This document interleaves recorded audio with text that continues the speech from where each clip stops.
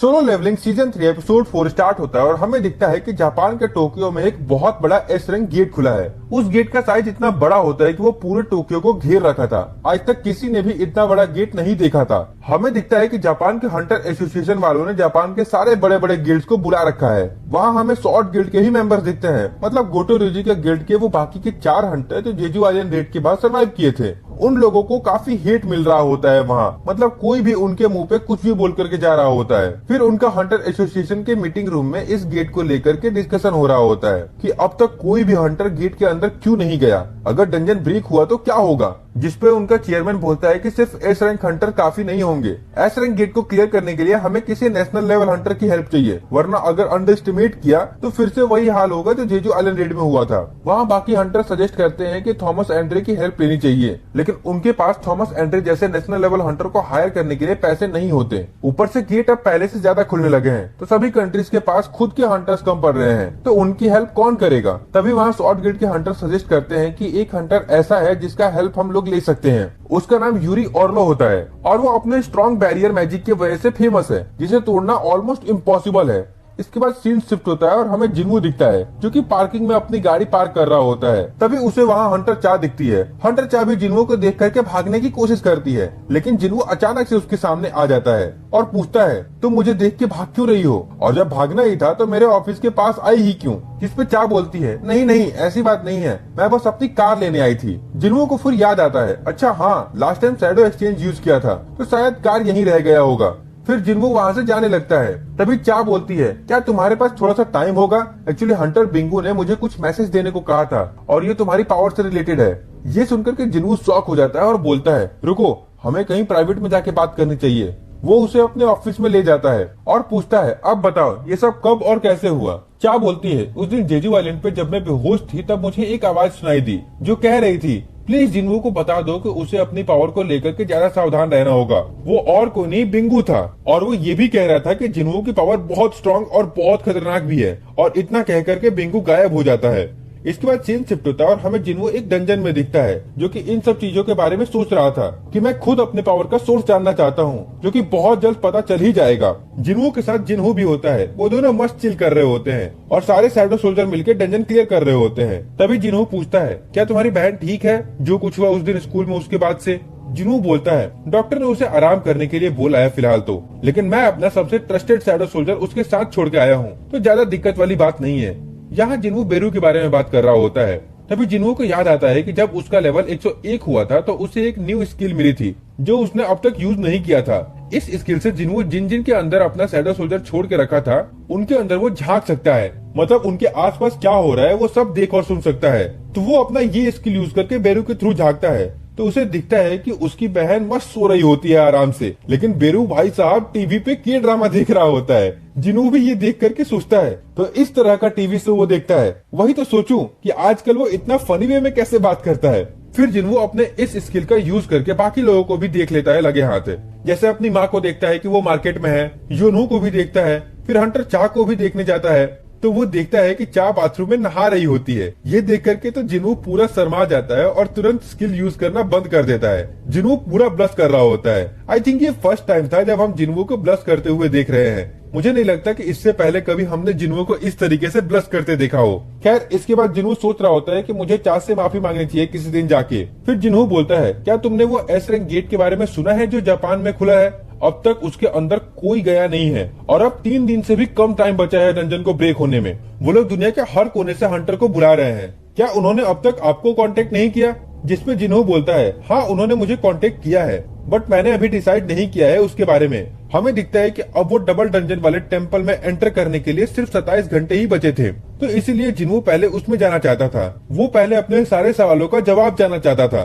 फिर अब scene shift होता है जापान में, जहाँ हमें वो एस रैंक हंटर दिखता है यूरी ऑर्लो, जिसके बारे में वो लोग बात कर रहे होते हैं स्टार्टिंग में कि उसका बैरियर काफी स्ट्रॉन्ग है। वहाँ पे शॉर्ट गिल्ड वाले हंटर भी दिखते हैं, उनके बीच में काफी बातचीत चल रही होती है। मैं इतना डिटेल में तो नहीं बताने वाला, बट बेसिकली वो लोग यूरी को हायर करना चाहते थे, लेकिन यूरी बोलता है मैं पर डे का $10 मिलियन लूंगा, बदले में तुम जितने दिन तक चाहोगे मैं उतने दिन तक तुम्हारे लिए गेट को बंद रखूंगा अपने बैरियर से।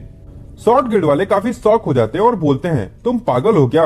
$10 मिलियन पर डे कुछ ज्यादा नहीं हो गया? इस पे यूरी बोलता है, ये तो बहुत ही कम अमाउंट है थॉमस एंड्रे के कंपैरिजन में, वो तो इससे कई ज्यादा लेगा। बाकी तुम लोग जैसा चाहो, तुम्हें अपना देश बचाना है या अपने देश का पैसा। जिसमें शॉर्ट गिल्ड वाले बोलते हैं, तुम्हारा बैरियर सच में काम करेगा, ये हम कैसे मान ले? तभी यूरी वहाँ खड़े 2 एस रैंक हंटर्स के चारों तरफ से बैरियर बना देता है और बोलता है, तुम लोग एक उंगली भी नहीं हिला सकते हो जब तक मैं न चाहूँ। और सच में कुछ ऐसा ही होता है। उसका बैरियर इतना स्ट्रांग होता है कि वो दोनों एस रैंक हंटर कुछ भी नहीं कर पा रहे होते हैं, जैसे किसी ने उन्हें फ्रीज कर दिया हो। जिसके बाद उन लोगों को यूरी की एबिलिटी पर भरोसा हो जाता है। इधर हमें फिर से जिन्वो दिखाई देता है जो अपने घर से निकल रहा होता है, क्योंकि फाइनली अब डबल डंजन वाला टेम्पल का गेट खुल चुका था। इसके बाद हमें जिन्हा का स्कूल दिखाया जाता है जो कि अब बंद हो चुका होता है, लेकिन वहाँ स्कूल के बाहर ही एक और गेट खुला होता है। लोग बात कर रहे होते हैं कि एक ही जगह पर लगातार 2 गेट खुलना काफी अनएक्सपेक्टेड है। खैर, हमें दिखता है कि जिन्वो भी वहाँ आ जाता है और एक हंटर से पूछता है ये गेट कब खुला है। वो बताती है कि ऑलरेडी 3 दिन हो चुका है, लेकिन चिंता वाली बात नहीं है, ये सिर्फ एक सी रैंक गेट है और 2 घंटे पहले ही रेड टीम अंदर जा चुकी है। इस पर जिन्वो बोलता है, क्या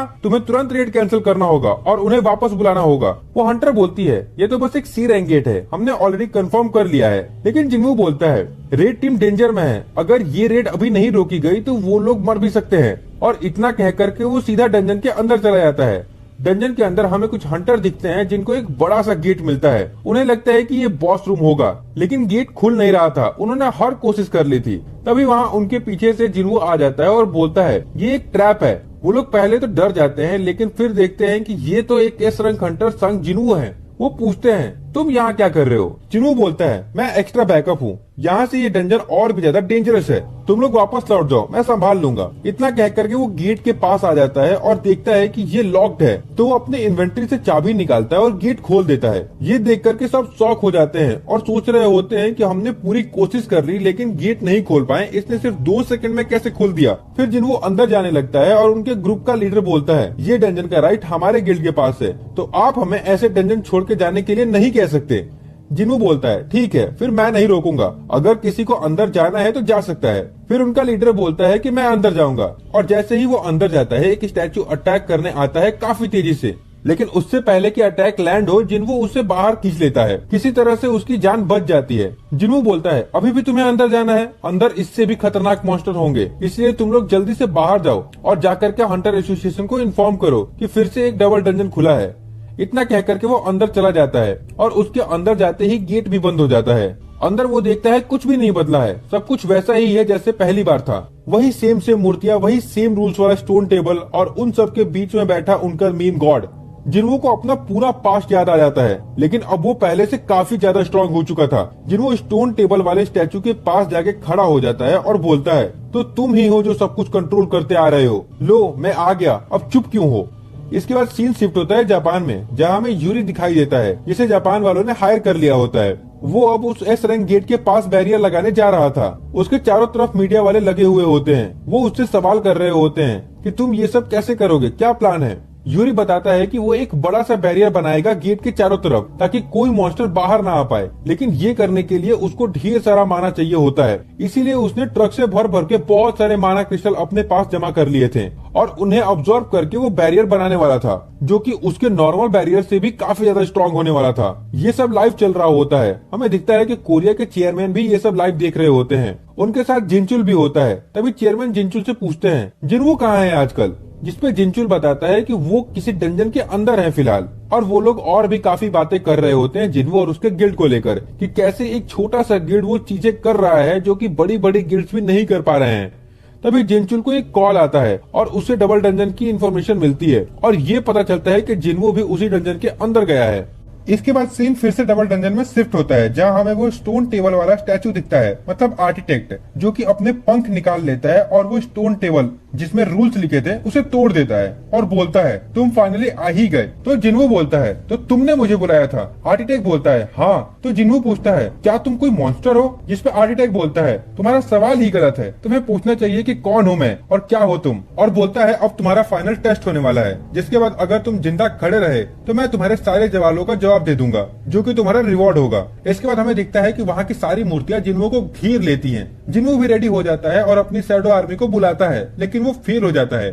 जिसपे आर्किटेक्ट बोलता है तुम उनका इस्तेमाल नहीं कर सकते, तुम्हें अकेले ही लड़ना होगा, मैं सिर्फ तुम्हारी एबिलिटी को टेस्ट करना चाहता हूँ, न कि तुम्हारे नौकरों की। हमें दिखता है कि जिन्हों किसी भी तरह का पोषण वगैरह भी यूज नहीं कर सकता था, मतलब हेल्थ रिकवरी भी नहीं कर सकता था, और ना ही वो बाहर जा सकता था अपनी शैडो एक्सचेंज स्किल का यूज करके, जब तक ये टेस्ट खत्म नहीं हो जाता। इसके बाद वो सारे स्टैचू आगे बढ़ने लगते हैं। जिन्हों देखता है कि वो अपनी इन्वेंट्री एक्सेस कर सकता था, मतलब वेपन्स वगैरह का यूज कर सकता था, तो वो सोचता है कि फिर तो मैं इन्हें आराम से डिफीट कर दूंगा अकेले ही। तभी एक स्टैचू अटैक कर देता है अपने बड़े शॉट से। जिन्हों तुरंत डॉज कर लेता है और उसके शॉट को एक पंच मार के तोड़ देता है, और उसी टूटे हुए शॉट को टुकड़ों को फेंक के मारता है उस स्टैचू पे, जो कि उसके सर के बीचों बीच जाके घुस जाता है। फिर हवा में उड़ के उसके सर पे एक किक मार के उसे तोड़ देता है। फिर अपने डैगर्स निकाल के वो बाकी स्टैचूज को भी मारना स्टार्ट कर देता है एक के बाद एक। वो सारी स्टैचू काफी स्ट्रांग होते हैं और उनका नंबर भी ज्यादा होता है, लेकिन जिन्हों को कोई फर्क नहीं पड़ रहा था। वो काफी आसानी से उन सबको मारे जा रहा था। वो सोच रहा होता है मैं इस पल का तो इंतजार कर रहा था इतने दिनों से।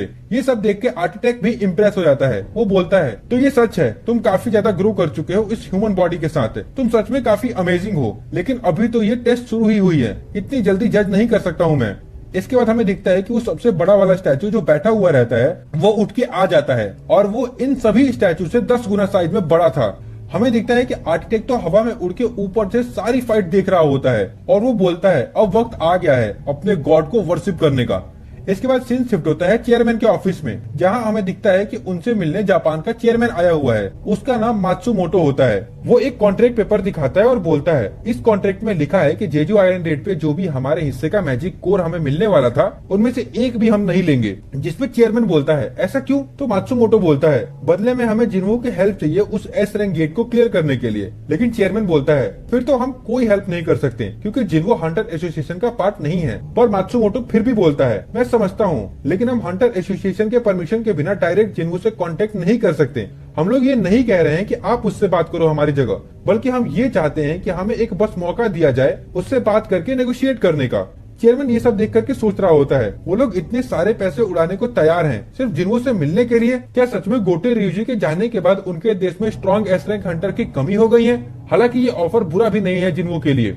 अब तक ये सारी बातें दोनों देश के ट्रांसलेटर के थ्रू हो रही थी, लेकिन चेयरमैन बोलता है पहले इन सब ट्रांसलेटर्स को हटा के डिस्कस करते हैं। जिसपे मात्सुमोटो शॉक हो जाता है और बोलता है आपको जापानीज आती है? तो चेयरमैन बोलता है हाँ, मेरे फादर का जापान में एक छोटा सा बिजनेस हुआ करता था जब मैं छोटा था। फिर उन दोनों को छोड़ के बाकी सब उस रूम से निकल जाते हैं। जिसके बाद चेयरमैन बोलता है अगर तुम सोच रहे हो किसी तरह का ट्रिक करने का तो तुम्हें अभी यहाँ से चले जाना चाहिए। जिसपे मात्सुमोटो कंफ्यूज हो जाता है ये क्या कह रहे हो आप? तो चेयरमैन बोलता है मुझे पता है शॉर्ट गिल्ड वालों ने तुमसे जो भी रिश्ता था वो तोड़ दिया। जो सुन के मात्सुमोटो काफी ज्यादा गुस्सा हो जाता है और बोलता है तुम्हें कैसे पता ये सब? इस पे चेयरमैन बोलता है ये तो ऑब्वियस है क्योंकि उन्होंने हंटर एसोसिएशन से फंड लेना बंद कर दिया और सिर्फ गवर्नमेंट सब्सिडी से काम चला रहे हैं। चेयरमैन एक एक करके उसके सारे पोल खोलना स्टार्ट कर देता है क्योंकि मात्सुमोटो काफी हरामी टाइप का बंदा होता है। फिर चेयरमैन एक ट्रांस रिसीवर निकालता है और बोलता है ये जापान का ही है जो गोटो की टीम के पास से हमें मिला था। मतलब गोटो और मात्सुमोटो ने जो भी बात की थी वो सब रिकॉर्ड था। चेयरमैन बोलता है तुम्हें सच में लगा कि हम नोटिस नहीं करेंगे? और वो पूरा गुस्से में आ जाता है और उस डिवाइस को तोड़ देता है और बोलता है तुम्हारे इन सब ट्रिक की वजह से तुमने अपनी रेपुटेशन खराब कर ली है। तुमने ना सिर्फ अपने देश को बल्कि पूरे एशिया को खतरे में डाल दिया है।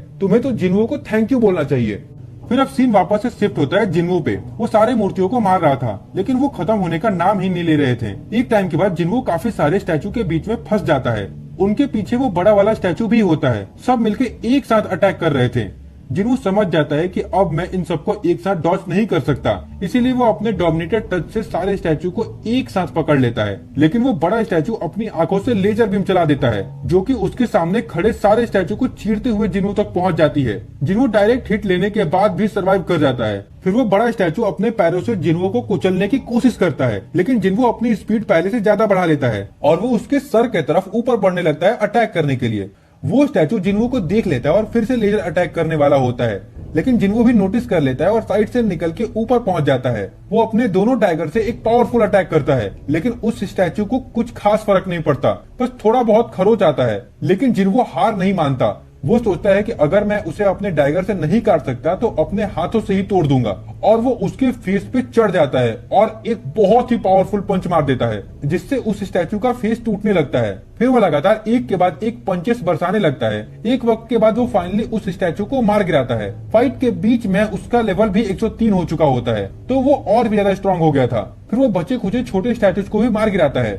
ये सब देख के आर्किटेक्ट काफी इम्प्रेस हो जाता है और बोलता है, बहुत बढ़िया, तुम काफी स्ट्रांग हो, मान गया। लेकिन जिन्हो बोलता है, ये सब छोड़ो, तुम अपना प्रॉमिस पूरा करो, मैंने टेस्ट कंप्लीट कर दिया है। लेकिन आर्किटेक्ट बोलता है, नहीं, अभी टेस्ट कंप्लीट नहीं हुआ है, ठीक से देखो, मैं अभी भी खड़ा हूँ, तुम्हारा फाइनल टेस्ट मैं हूँ, तुम्हें मुझे हराना होगा। जिसके बाद जिन्हो के सिस्टम में एक नोटिफिकेशन आता है जिसमें लिखा होता है कि अगर तुम 10 मिनट के अंदर एनिमी को डिफीट नहीं करोगे तो तुम्हारा